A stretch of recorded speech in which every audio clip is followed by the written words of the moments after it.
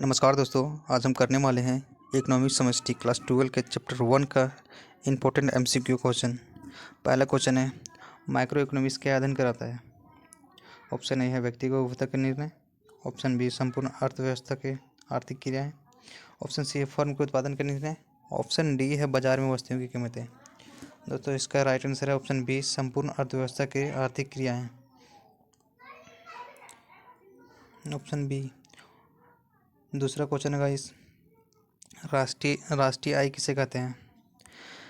राष्ट्रीय आय किसे कहते हैं। ऑप्शन ए है किसी देश के सभी व्यक्ति की कुल आय, किसी देश में एक वर्ष में उत्पादित अंतिम वस्तुओं और सेवाओं का कुल मूल्य, किसी देश की सरकारी खर्च, किसी देश की कुल आय का राशि।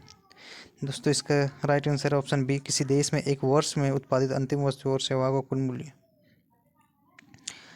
दोस्तों हमारा क्वेश्चन नंबर 3 है, मुद्रास्फीति का क्या अर्थ है।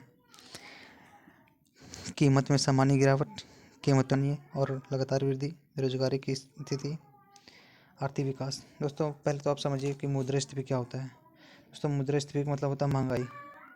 याद रखिएगा, मुद्रास्फीति का मतलब होता है महंगाई। तो इसका राइट आंसर हमारा हो जाएगा ऑप्शन नंबर बी, कीमतों में सामान्य और लगातार वृद्धि। बेरोजगारी का अर्थ है काम करने की इच्छा के बिना व्यक्ति। ऑप्शन बी है काम करने की इच्छा और क्षमता रखने वाला व्यक्ति जो रोजगार नहीं पा रहा है। ऑप्शन सी नौकरी करने वाला व्यक्ति। ऑप्शन डी व्यवसाय। इसका राइट आंसर हो जाएगा दोस्तों ऑप्शन बी, काम करने की इच्छा रखता है लेकिन उसको रोजगार नहीं मिल पाता है। क्वेश्चन नंबर 5 है दोस्तों, निम्न में से कौन सा माइक्रो इकोनॉमिक्स का विषय नहीं है। राष्ट्रीय आय, मुद्रास्फीति, व्यक्तिगत बजट, बेरोजगार दर। तो इसको व्यक्तिगत का अध्ययन नहीं कराता। ऑप्शन सी हो जाएगा, ऑप्शन सी हो जाएगा, व्यक्तिगत का अध्ययन नहीं कराता है। क्वेश्चन नंबर 6 है, आर्थिक विकास का मतलब है। आर्थिक विकास का मतलब आर्थिक विकास का मतलब क्या है दोस्तों। केवल उत्पादन में वृद्धि, जीवन स्तर, आय और रोजगार, सामाजिक कल्याण में सुधार, केवल आय में वृद्धि, केवल निर्यात में वृद्धि। तो ऑप्शन इसका बी सही है, बी, जीवन स्तर, आय और रोजगार, सामाजिक कल्याण में सब चीज़ में सुधार आना चाहिए। क्वेश्चन नंबर 7, राष्ट्रीय आय को मापने के लिए विधि का उपयोग किया जाता है। राष्ट्रीय आय की विधि को नापने के लिए क्या प्रयोग किया, तो उत्पादन विधि, आय विधि, वाई विधि, उपयुक्त सभी। इसमें तो उपयुक्त सभी हो जाएगा।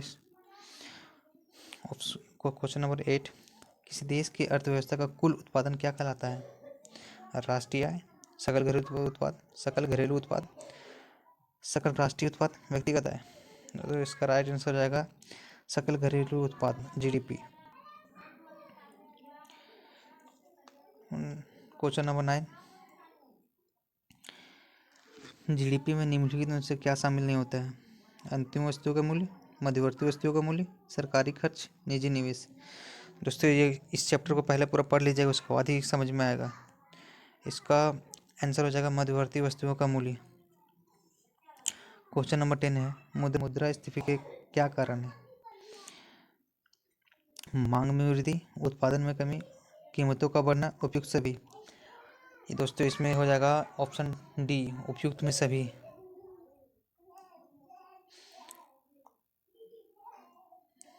क्वेश्चन नंबर 11 है, बेरोजगारी के प्रकार कौन कौन से हैं।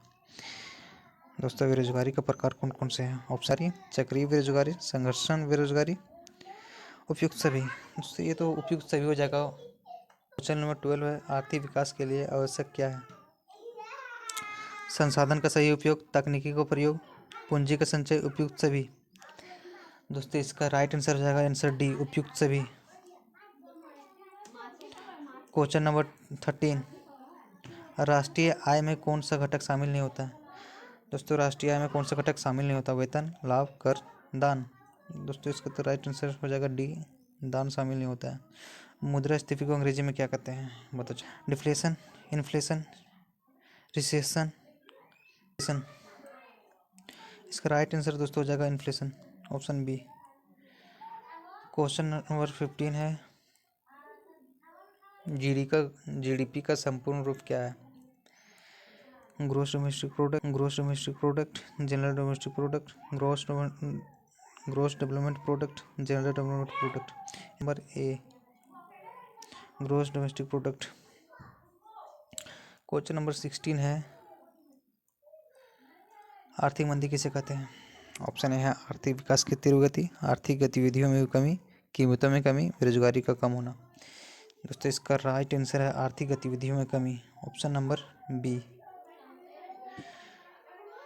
क्वेश्चन नंबर 17, सार्वजनिक क्षेत्र का क्या अर्थ क्या है?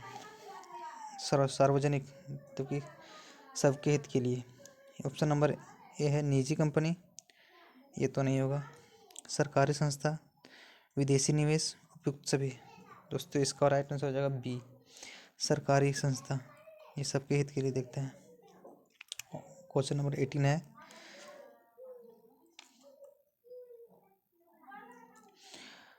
कुल मांग में क्या शामिल होता है? उपभोग, निवेश, सरकारी खर्च, उपभोग, उपयुक्त सभी। राइट आंसर हो जाएगा इसका दोस्तों उपयुक्त सभी। क्वेश्चन नंबर 19 है, व्यक्तिगत आय का क्या अर्थ है? यह है एक व्यक्ति की कुल कमाई, परिवार की कुल आय, देश की कुल आय, सरकारी आय। दोस्तों व्यक्तिगत आय है तो एक व्यक्ति की कुल कमाई हो जाएगी, इसमें राइट आंसर व्यक्तिगत आय बोला है हमारा। क्वेश्चन नंबर 20 है, आर्थिक विकास को मापने के लिए कौन सा संकेतक उपयोग किया जाता है? मुद्रास्फीति दर, जीडीपी वृद्धि दर, बेरोजगारी दर, विदेशी मुद्रा का भंडार। दोस्तों इसका राइट आंसर है ऑप्शन बी, जीडीपी वृद्धि दर। थैंक यू दोस्तों।